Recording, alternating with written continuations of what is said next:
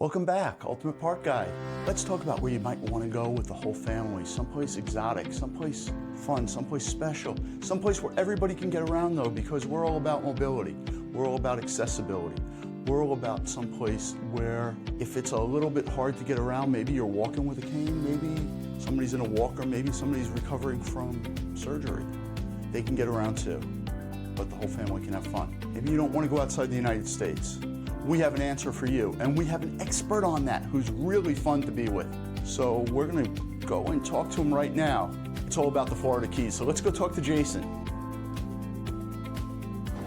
Yeah, definitely the best time to come down weather-wise for Key West is going to be February through April. It's absolutely stunning weather, 70 degrees every day, and it's cold everywhere else. But if you want to do the most economical times to come down here and visit Key West, it's definitely going to be August and September. That's our off-season. I mean, on the island of Key West, you can find things right at, sometimes $200, $220 a night. So it's very reasonable for Key West. But, I mean, $220 a night. You've got some nice resorts. There's some that are a little bit further away. If you're able to be a little bit more flexible, there are options for sure. Lots of great ways to get around the island. I mean, we're only a 1.5 by 3 mile island. So when I say out a ways, I mean 2 or 3 miles out, which is not 15 minutes by rideshare or something like that. And you still have the free trolley that goes around. There's a trolley that definitely goes around. Even just in Duval Street, there's a Duval Loop that goes around. The history of Key West, going back to Hemingway and the writers and the bunch, tell us a little bit about that. I mean, it really Absolutely. does come back there. I mean, I think that Key West just kind of attracted a very group of unique people.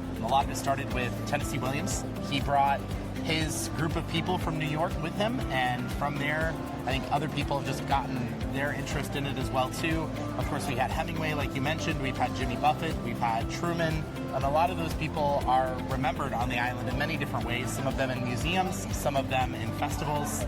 It's always a good time, and it's a party town, but a party town with a story. So we party with a purpose in Key West, is what we like to say. And for those who love gold, the treasure there hunters. You go. The shipwrecks that have happened, having a reef 7 miles off our coast has made us very unique. That was a huge part of our industry back in the late 1800s, the shipwrecking industry. It made Key West one of the richest places in the country at the time, and that was very unique. Not just in the 1700s, more recently. It's definitely still a very up-and-coming town that's had its big popularity, but a lot of people go to Key West to feel like they can be themselves in a place that's just quirky and their own self. I mean, our island motto is one human family, and that's through and through with the community. Everybody feels that way, everybody acts that way. There's been diving on the island to hunt for shipwrecks more recently. It seems like there's forever this thought of there's gold right around there. Absolutely. And there's been gold discovered. Yep. Tosha was With discovered. Fisher. And his museum's still down there, correct? Yes, absolutely. Right. And his remnants are left in several different locations around the island too. So if you go, they'll still tell you some stories of some of the bars and stuff like that. And that's one of the biggest gold strikes ever known for the U.S. And there's a big active diving community right there, Absolutely. which is wonderful. But I have to ask, national parks. Absolutely. The dry Tortugas. Stunning. Easily one of the best things you can do in Key West. It is the least visited national park in the United States. You definitely need to book it a couple months in advance. The only way to get out there is by boat or by seaplane. They limit the number of customers to days. Very ideal, very naturalistic, and it's beautiful. It's about a 2.5-hour ferry ride. It's a full-day trip. They give you breakfast and lunch on the boat, and they've got snorkeling gear on there. The snorkeling around this fort that's out there is stunning. The fort was built back in the late early 1800s, so there's a lot of history there. You can explore most of the 3 floors to it and the whole grass grounds that are in the center, which is incredible as well. It's a very remote place. Your cell phone doesn't work out there. There's not many places you can say your cell phone doesn't work anymore. You don't have running water or anything. It's very remote, and it's very cool. It's very beautiful. Wow. Can you camp out there? It is very difficult to get those reservations typically. Usually you have to do it 10 to 11 months in advance. So it's something that you need to plan for. For our audience, I'm not suggesting that's a particularly good idea. Because you have to bring all of your provisions. And that's a hardcore thing to do, is to camp out there. But if that is something that you are able to do, it is definitely something to add to your bucket list. Okay, so we talked about Key West. Let's talk about the rest of the Keys. Not everybody's going to go to the Keys, to Key West.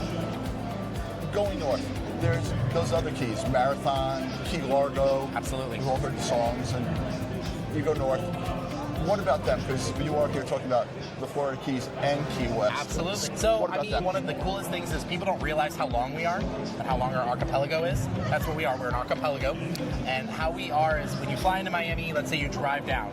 The drive from Miami all the way down to Key West is going to take you 3.5 to 4 hours. There's 42 bridges in between it. A whole bunch of different pull-off spots to go into some of these pocket beaches. Water is super shallow right around these islands. And there might be a bar or a restaurant. Just a couple, Yeah. yes. Quite a few, actually.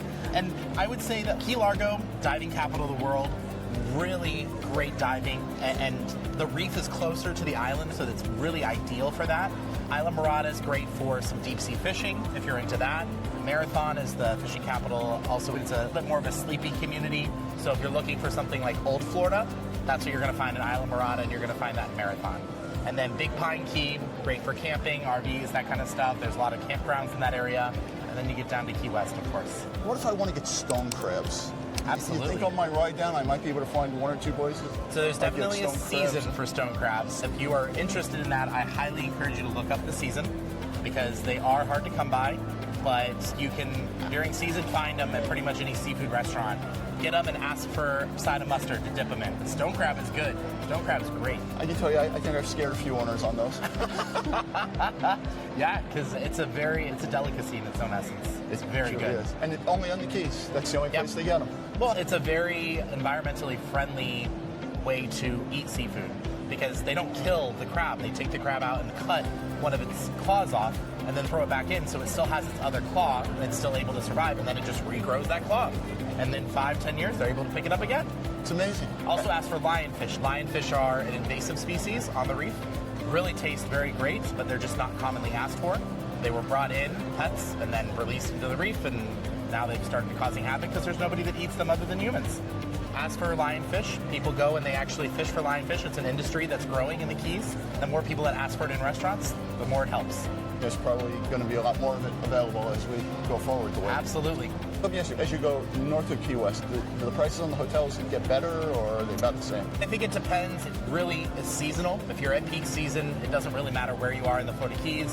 Things are going to be a little bit more expensive because it's limited real estate. But as you go further up, yes, there's absolutely some opportunities to find things that are a little bit more economical. If you are limited mobility, this is the U.S. ADA applies. Yeah. You're going to find U.S. facilities. The doors are going to be what you expect. If you ask for an accessible room, you're going to get exactly what you expect. You're in the United States, folks, so you don't have to be worried about it. We'll talk a lot while we hear about international. Either Key West, Fort Lauderdale, Absolutely. Miami. Take your pick. At this point, all the airports are crowded. Can't help you with that. Key West is the smallest of the airports. It's being rebuilt currently. They're going to have a brand new terminal opening up in April with jet bridges. You won't be walking on the tarmac anymore. Wow. That's definitely a lot more friendly towards accessibles. Jordan, I want to thank you very much. Thank you.